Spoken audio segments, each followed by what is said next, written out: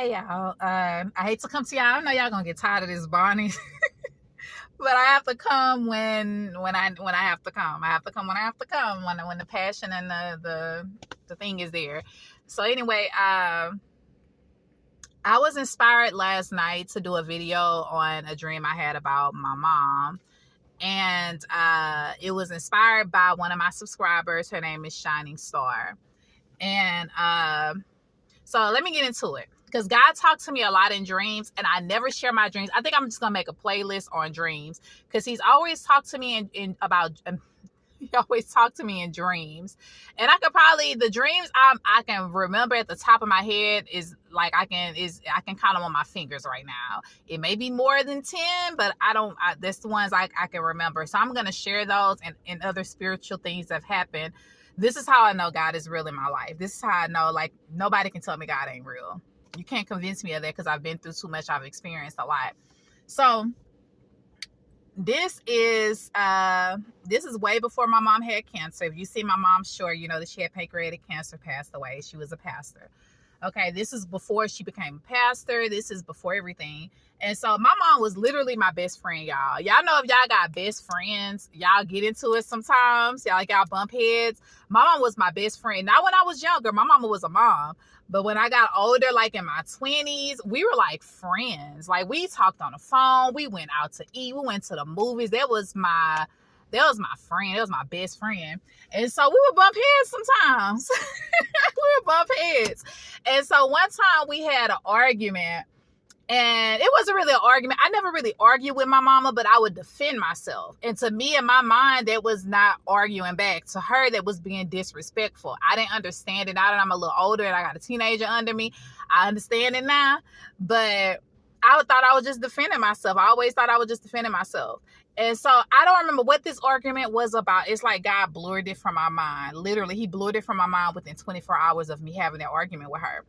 And so she was saying that all I remember is that I felt like she was accusing me of something that I didn't do. And I was telling her I really didn't do it, but you keep saying that I did it. And it was just like a back and forth. And she was like, well, it's a promise in the Bible that honor your parents or you will have a short-lived life. I'm gonna put the verse on the screen because I don't ever be quoting these like exactly, but I remember them. It was a verse in the Bible. It's in Ephesians. I remember that it's in Ephesians, and she said that to me, and I say, well, in my mind, when you want to give back, but I didn't say it. I said, well, she provoking me. It says you're not supposed to provoke the children either, but I didn't say anything. I just thought it. So I'm a Christian at this time, and so I go in my room. I go in my room and I say, God, like now I'm really mad because I'm like, oh, now she want to use the word against you. You can't argue with the word. And I'm like, God, I went in my room. I had a loud conversation with Him, and I was like, God, I know what your words say that we're supposed to honor our parents and, if we want a long life. But, what about when I'm right and she's wrong? Like, what to do? What you want me to do? If I'm right and she's wrong, like I'm not supposed to say anything. I'm just supposed to let it go. So He didn't say nothing at that time. Of course, at this time, I didn't understand God's voice anyway. Even if He did say something, I wouldn't know. So that night, I got really, really sleepy after that prayer. Really, really sleepy. And it was early, but I got sleepy. Went to sleep.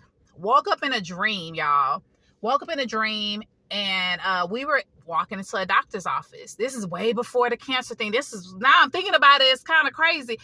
It was way before the cancer thing. So we walked in the doctor's office. At this time, my mama didn't have any in real life. Outside the dream, there was no sickness. She may have had a knee replacement, a hip replacement, but there was no sickness.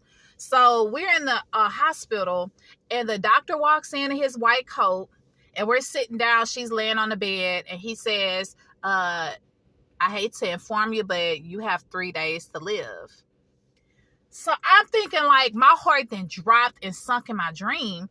And so I'm sitting there and I'm like, oh my God, what to do? So in a dream, we walk out the hospital. I don't remember her reaction.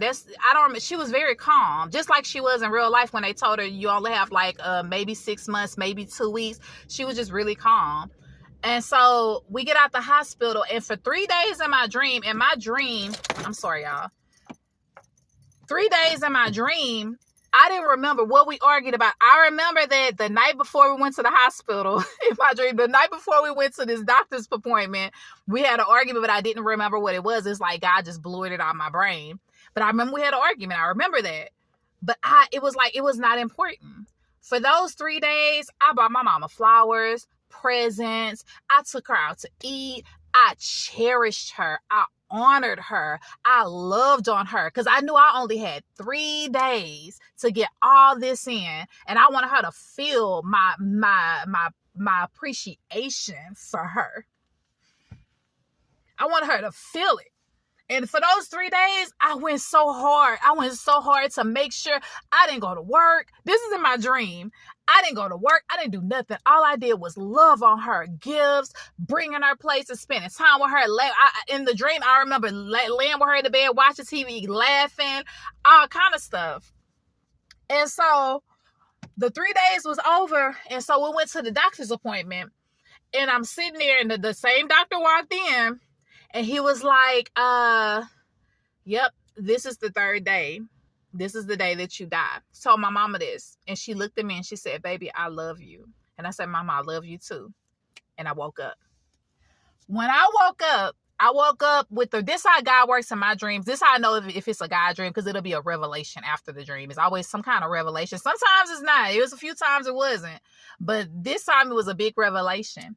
And so he was like, you asked me, what do you want me to do when your mom is wrong and you are right? I want you to honor her, cherish her, and appreciate her while you have her. That's it. It doesn't matter who's wrong or right. That's what I want you to do. So I wanted to share that dream because after that dream, that was my fourth. I didn't care if she was wrong or right. And we had arguments, and a lot of times... if my mama was so, she would be laughing. A lot of times I think I was right, you know? I think I was right. But I was just confused because when she said that to me, I'm like, man, she didn't use the word. And I'm like, God, you say to honor your parents, but what's up when they wrong? Like what's up when they're accusing you or they're using you or they're taking advantage of you? Like, what do you want us to do? And he said, I just want you to appreciate them, love the good side of them. Honor them. Don't speak bad about them. Don't talk bad to them. If you got something bad to say, don't say it at all. Just walk out the room. Respectfully. But my command for you, because you can only control what you do. You can't control what your mom do or what your dad do. You can't. You can only control what you do. So my command for you is to honor her, to love her and appreciate her, right or wrong. And that hurts. That hurts because I understand not everybody has like a loving relationship with their parents, but it's a way that you can still honor them and you can have your boundary. Because I know they have parents out there that would take advantage, that will backbite against their kids, that my mom was not a perfect saint all the time. You know, we had our ups and downs. She was human, just like I'm human, just like you human. We fall short of the glory.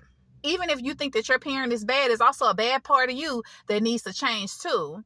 And we will judge the other person, but we forget that we're flawed too. And they're flawed too. Parents, I think when we grow up, we look at our parents as perfect. We look at them as perfect. And they're not. They're human. And they went through life. They probably had bad parents. They've been bullied in school. They were bullied as siblings. They went through it. And so it shapes them into the person they are. And sometimes the person they are, you're not going to like. But it doesn't mean that you're not supposed to honor them. And there's a way that you can honor them. And I'm not saying do everything that they tell you to do. If it's something that you don't feel comfortable doing or it's against your boundary. I'm saying to honor them and to respect them anyway. Don't talk bad about them. Don't curse them out. If you got to do all that, it's better just not to be around them. Talk, give them pieces of your time, but keep that love there because you don't know when they're going to take their last breath. There was something my mom used to always say, and it felt so far-fetched. It felt so far away and so distant, y'all. My mom passed away at 62. I thought she was going to be here at least to 85. She passed away at 62. You don't know when the last time they're going to take their last breath. And I'm telling you, when they take their last breath, y'all, it don't matter what they did. It don't matter, man. It don't matter how much they hurt you. You're going to forget it. You're going to forget it. Because all you're going to do is miss them, the bad and the good. The arguments we had, I would take everything back to argue with my mom. I would take everything back to have an argument with her. I'm sorry, y'all. I'm sorry. I be crying on these YouTube videos, man. I would take anything back to argue with her when they pass. You're not going to remember that, man. Yeah, I didn't have a relationship with my dad. I had zero relationship with him. He knew about me, of course. My mom was married to him, but I had no relationship with him. And growing up, he would try to kind of come back in my life, but then he'll disappear. So he just was like a non-factor to me, for real. I didn't have nothing against him at all. I was not one of those kids that grew up saying, well, why you ain't come around and why you didn't love me? I could care less because I love my mama. I love my mama. And that's all I needed. That's all I felt that I needed growing up. It's not true. You do need a dad. You need a father figure. But growing up as a kid, he just was like a non-factor. My mom took care of everything, so I was used to that. And so he passed away in 2008. And y'all, I remember he was in the hospital for days. And I have sisters on my dad's side, and they were letting me know, like, hey, you need to go, go see, not you need to go, but, go see your dad. He's sick and stuff like that. But it just was not important to me. I was working 2 jobs, and I just never made it important to go. I didn't realize how sick he was. I didn't know he was sick where he was like dying. I didn't know that. And so they just told me he was sick. They didn't say what was going on. And so finally something was like, well, go see your dad and tell him that you forgive him, because he thinks that you didn't forgive him or that you're holding something against him. And it was far from the truth. I had nothing against my dad. And so when I finally went up there, which I had already been, like, I could feel the pressure, something inside of me pushing me to go up there earlier, but I just didn't do it. So by the time I went in my city to go to the hospital to see him, they were like, well, no, we've already flew him to Louisiana because he was doing bad. I was trying not to say the location, but we flew him over there. And so my heart dropped a little bit, but I was like, you know what? Maybe I can make it to Louisiana. He passed away, y'all. He passed away when I was planning on figuring out how to get to Louisiana. Because all I wanted to say was, I forgive you. I have nothing against you, man. I love you, whatever you brought me. You helped me get here. You helped me get here. My mama took care of me. I never got to tell my dad that I don't have anything against you. And when he passed away, this is what it felt like, y'all. It felt like the chapter is closed. I always thought I was going to have a conversation with him. And I had nothing against this man at all. I don't want to say I had a good childhood, y'all, because I seen my mama go through stuff. I'm a child of domestic violence. I've watched that. Majority of my childhood, I've watched that. And so I just didn't have nothing against him. And I didn't want him to die thinking that, I didn't want him to die thinking that. And I don't even know what kind of man he was. We had zero relationship. So when your parents pass away, that's it. The chapter is closed. So if your parent is still here and that chapter is open, mend that relationship. And if you can't, just respect them, have your boundaries, but love on them, because one day, if you don't leave first, one of y'all are going to not be here, and you don't want to miss that opportunity. You don't want somebody to pass away and you have any type of, I don't want to say hatred, but if you got hatred or you got any kind of unforgiveness for them, you don't want them to die with that, and you don't want to die with that. That's not how God wants us to live. I made a video. He don't want you to be living out your unforgiveness. He don't. He would rather you just set boundaries. If you got to just not talk to them every day. If your mom is toxic, I'm not going to talk to her every day, but I'm going to check in on her. I'm going to text her because I'm going to pray for her. That's big. Because I know parents not perfect. I know. I'm older, I understand. But when you're a kid, you look at your parent like everything they say is right. And it's not all the time. It's not, because they're human. So I just wanted to come on here and share that dream, y'all. And it's not just for parents. Honor the people around you. If you got a dear friend, a sister, and y'all are at odds,